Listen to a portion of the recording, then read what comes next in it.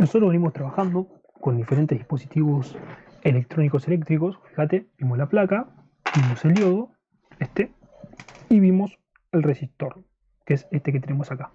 Dependiendo qué tipo de diodo vamos a colocar, ¿sí? O qué tipo de dispositivo electrónico vamos a colocar, tenemos que saber cuál es la resistencia de este resistor, cuál va a ser el valor de este resistor.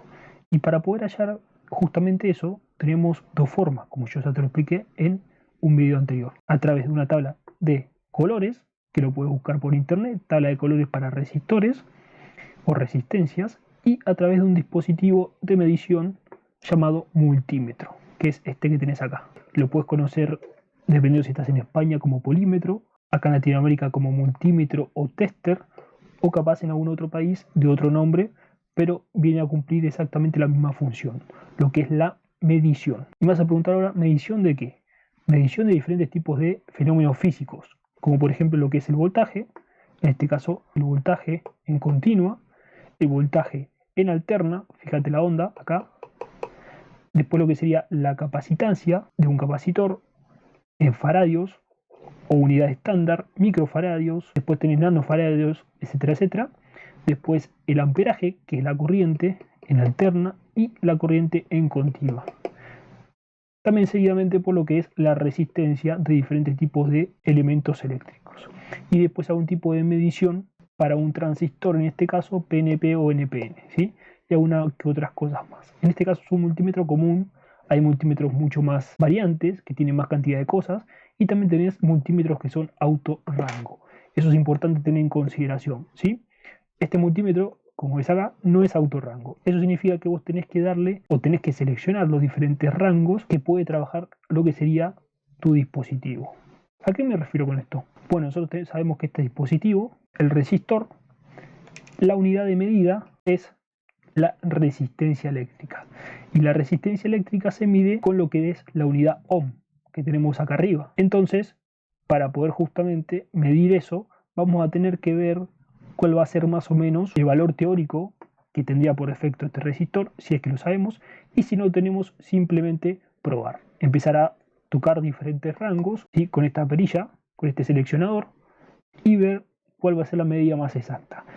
Cuanto el valor del resistor, en este caso la resistencia del resistor, esté entre alguno de estos valores, ¿sí? Entre este punto que es 200 y 2K es un rango, ¿sí? 200 y 2K son diferentes valores que vos tenés dentro de ese rango.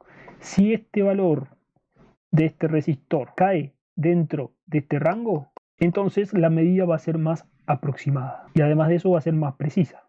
Entonces nosotros queremos lograr eso. Yo sé que perfectamente este resistor está más o menos, como te lo dije en algún otro video, entre 160, 180 hasta 300 y pico de ohms aproximadamente.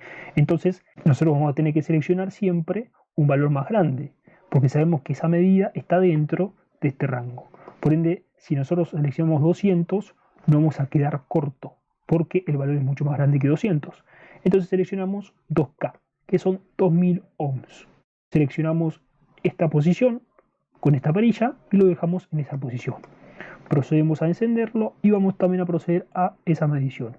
Algo a tener en consideración por ahí al principio es colocar para medirlo, porque depende de la medición, uno por ahí lo agarra con la mano ahí y lo mide, ¿sí? Pone lo que son estas pinzas, tenés las pinzas, fíjate, ¿sí? Salen de acá, fíjate, el positivo de la pinza va en este agujero que dice volts, ohms y diodo, y después el común, que sería en masa, el negro, iría acá, ¿sí? Siempre acá en el medio.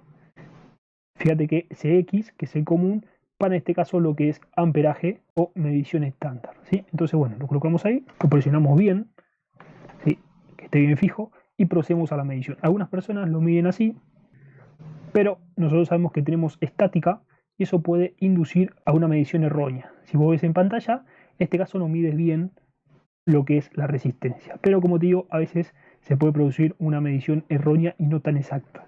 Entonces, por ahí sería lo ideal colocar el dispositivo en una superficie que sea aislante para que no tenga ningún contacto con ningún metal, para que no se produzca ese efecto por ahí inductivo, y procedemos a la medición. Lo colocamos ahí en la protoboard y medimos. Si vos te fijas en pantalla, te está dando 266 ohms, ¿sí? Así que la medición es perfecta. Un problema que también surge a veces es que por ahí uno se agota de diferentes resistores, diferentes resistencias, por el uso, porque por ahí el deterioro, por ahí porque se rompe, lo que fuese, y necesita ciertos valores de resistencias para ciertos circuitos. Hay otro tipo de dispositivo electrónico que se llama potenciómetro, que es un tipo de dispositivo también pasivo, ¿sí? Que tiene la particularidad de poder manejar cuál es la resistencia interna.